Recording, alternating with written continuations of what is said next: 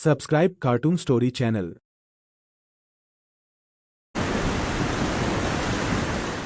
सुंदरवन जंगल में बहुत सारे पशु पक्षी मिलजुल कर रहा करते थे। उसी जंगल में लाडू नाम की चिड़िया अपने 2 बच्चों के साथ रहती थी। लाडू बहुत मेहनती और दयालु चिड़िया थी। दिन होते ही अनाज की खोज में जाना और शाम होते ही वापस आकर अपने भूखे बच्चों को खिलाना, यही लाडू का काम था। उसके पड़ोस में ही बुलबुल चिड़िया रहती थी। उसके भी 2 बच्चे थे। उसका घर मिट्टी का था, उस वजह से उसे गर्मी के मौसम से बड़ी राहत मिलती थी। चलो बच्चों, अब नहाने का समय हो चुका है।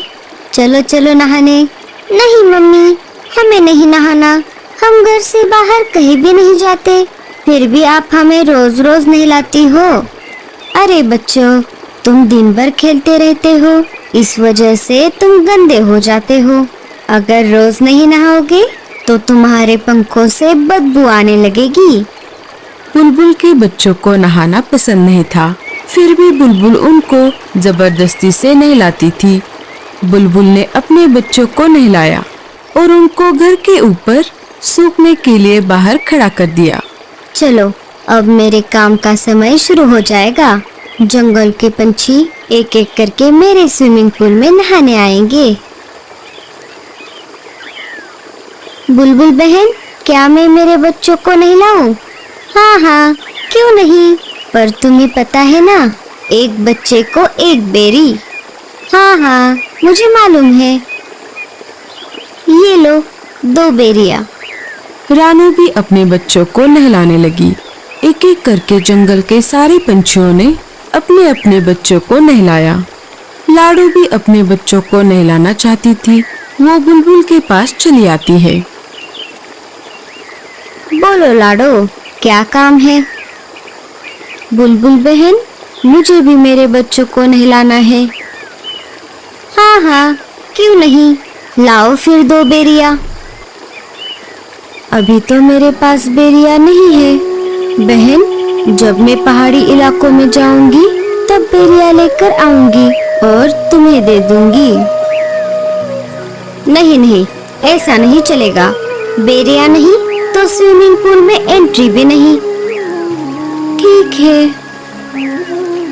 बच्चों, चलो।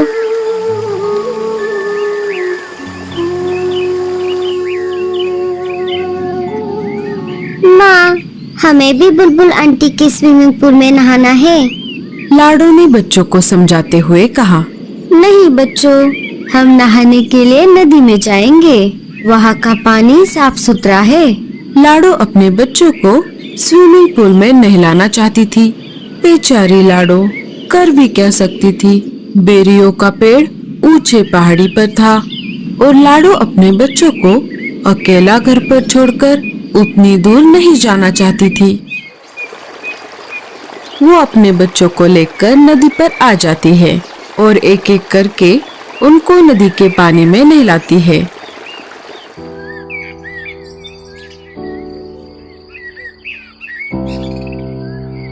अरे लाडू, ऐसे उदास क्यों बैठी हो?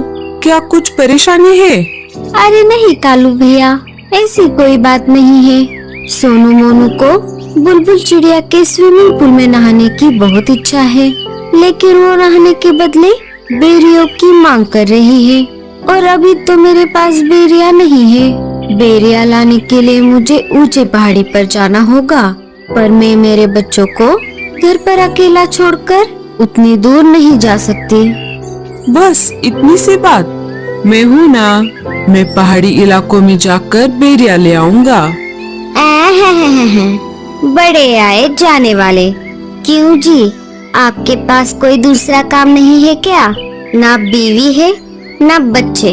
आप एक काम करो, सारे पंछियों के काम फोकट में करो।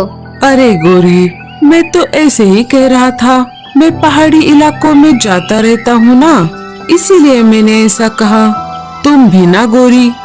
बहुत दिनों से जग्गू सेब मांग रहा है, क्या आपने लाकर दिया? कोई जरूरत नहीं है किसी की मदद करने की। अब सीधा मेरे साथ घर चलो।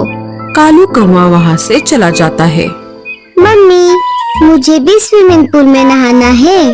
अरे जग्गू, तुझे नहाने की कोई जरूरत नहीं है, तू तो वैसे भी साफ सुथरा है। लाडो उदास बैठी थी कि तभी वहाँ पर भूरा कौवा आ जाता है। भूरे ने सारी बात सुन ली थी। लाडो, तुम परेशान क्यों होती हो? मैंने अभी अभी सब सुन लिया है। तुम एक काम क्यों नहीं करती? मैं तुम्हारी बच्चों की देखभाल करता हूँ। तुम पहाड़ी इलाकों में जाकर बेरिया लेकर आओ। लाडो को भूरे पर बिल्कुल भी भरोसा नहीं था, लेकिन उसे बच्चों को स्विमिंग पूल में नहलाना भी था। फिर भी लाडो ने भूरे से पूछा, लेकिन तुम मेरी मदद क्यों कर रहे हो? अरे, मैं भी बहुत दिनों से बेरिया खाने की सोच रहा हूँ। तुम आते समय मेरे लिए भी बेरिया लेकर आना। अच्छा, ठीक है, तो मैं चलती हूँ। तुम मेरे बच्चों का ध्यान रखना। लाडो बेरिया लाने के लिए पहाड़ी इलाकों की ओर चल पड़ती है। अरे वाह, ये तो बहुत अच्छा हुआ।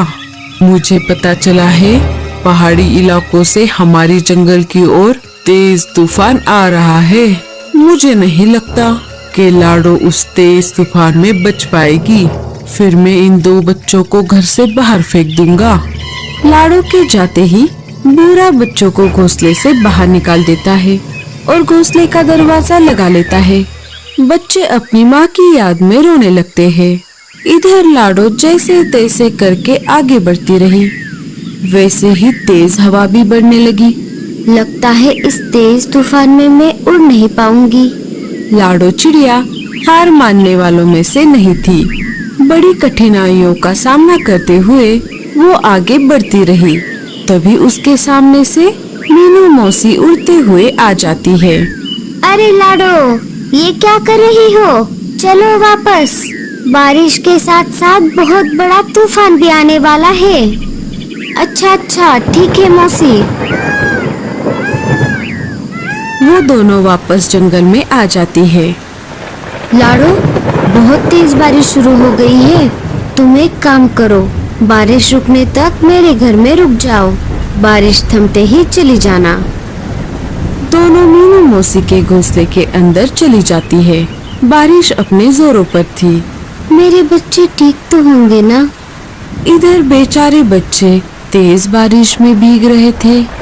वो दोनों एक पेड़ की डाली पर बैठ जाते हैं, जहाँ पर कम बारिश का पानी आ रहा था। तभी उनको उस पेड़ के तने से आवाज आती है, बच्चों इधर आओ। बच्चे अंदर चले जाते हैं। इधर भूरा कौवा मजे में घोड़े बेचकर सो रहा था। तभी एक तेज हवा का झोंका आ जाता है और भूरे कौवे का घोंसला पानी में गिर जाता है। भूरा घर का दरवाजा खोल नहीं पाता और वो डूब जाता है। थोड़ी देर बाद बारिश कम हो जाती है। लाडो वापस अपने बच्चों को देखने उसके घोंसले की तरफ आ जाती है और देखती है तो क्या, उसका घोंसला तो वहाँ पर नहीं था। वो सब तरफ खोज करने लगती है। तभी उसे बुलबुल चिड़िया मिट्टी में दबी हुई दिखाई देती है। लाडो, लाडो, मुझे बचाओ।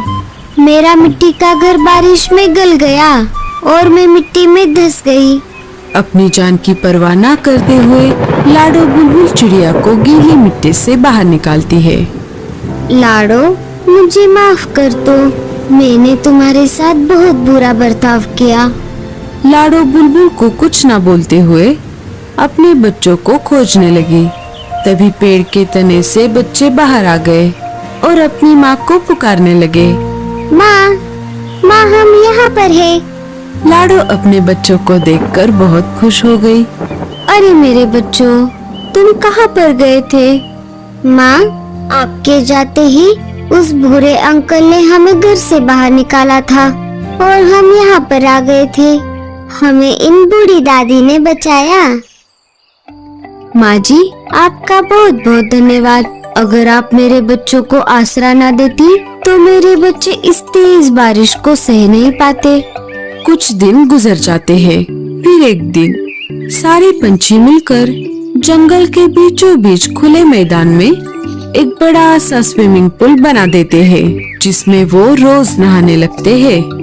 दोस्तों, आपको स्विमिंग पूल में नहाना अच्छा लगता है या नदी में? हमें कमेंट्स में जरूर बताना। और स्टोरी अच्छी लगे तो लाइक, शेयर और सब्सक्राइब जरूर करना।